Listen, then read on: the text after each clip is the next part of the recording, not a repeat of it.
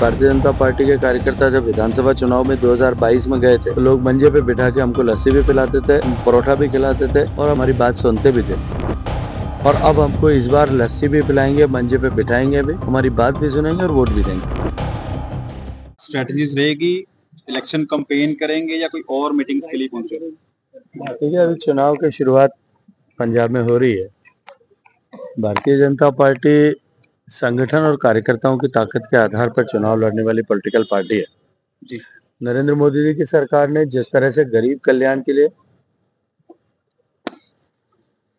गरीबों के जीवन स्तर में परिवर्तन लाने के लिए सफलतापूर्वक काम किया है और उसके साथ साथ में देश की सीमाओं को सुरक्षित करते हुए, देश को आर्थिक रूप से प्रगति प्रदान करते हुए, देश का मान और सम्मान जिस तरह से विश्व भर में वापस स्थापित किया है, निश्चित ही भारतीय जनता पार्टी और भारतीय जनता पार्टी के शीर्ष नेतृत्व आदरणीय नरेंद्र मोदी जी के प्रति जनमानस में जो श्रद्धा है, उस विषय को नीचे धरातल तक पहुंचाते हुए कार्यकर्ताओं की ताकत के आधार पर चुनाव लड़ने की रणनीति पर विचार करके आगे काम करेंगे। सर, पंजाब में इस बार अकेले लड़ रही है बीजेपी। पहली बार थोड़ी लड़ रहे हैं, पिछला विधानसभा चुनाव भी अकेले लड़े। वोटिंग दो फेज में हुई है, देखने को मिला है कि वोट करने वाले लोग बहुत कम गिनती में जा रहे हैं। 50% राजस्थान में भी कम टर्नआउट आ रहा है। पहले बीजेपी फायदे की तरह देखती है। पहले चुनाव पहले फेज में निश्चित रूप से वोटिंग पूरे देश भर में कुछ कम हुई थी और वो लोकतांत्रिक व्यवस्था में परिपक्व होते हुए लोकतंत्र में मतदान के प्रति इस तरह की उदासीनता सबके लिए चिंता का विषय, केवल भारतीय जनता पार्टी नहीं,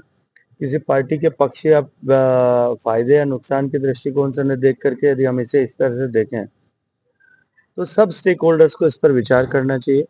यहाँ तक कि इलेक्शन कमीशन को, चुनाव कराने वाली संस्थाओं को, नीचे डिस्ट्रिक्ट एडमिनिस्ट्रेशन को, सबको इस पर विचार करना चाहिए। लेकिन दूसरे चरण में काफी कूप अप हुआ है।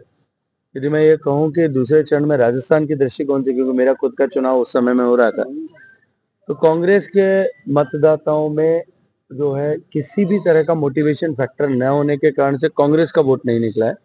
आप वोट माइक्रो लेवल पर एनालाइज करके देखिएगा। लेकिन भारतीय जनता पार्टी निश्चित रूप से दूसरे चरण के मतदान के बाद मैं कह सकता हूं कि प्रचंड बहुमत से जीत करके आएंगे। गजेंद्र सिंह शेखावत जो किसान मोर्चे के नेशनल जनरल सेक्रेटरी भी रहे हैं, इस बार कैसे टैकल करेंगे? पंजाब में आपके कैंडिडेट्स का विरोध हो रहा है हर तरफ। देखिए, पहले भी इस तरह के प्रश्न आए थे जी। मैंने विधानसभा के चुनाव के समय भी कहा था कि इस तरह का कोई भी कहीं कोई परिस्थिति नहीं है और आप सबने देखा कि कहीं भी इस तरह का कोई विषय, जहां किसान आंदोलन के समय भारतीय जनता पार्टी के कार्यकर्ता को गांव में प्रवेश नहीं मिलता था, वहीं जो है भारतीय जनता पार्टी के कार्यकर्ता जब विधानसभा चुनाव में 2022 में गए थे तो लोग मंजे पे बिठा के हमको लस्सी भी पिलाते थे, परोठा भी खिलाते थे और हमको से हमारी बात सुनते भी थे।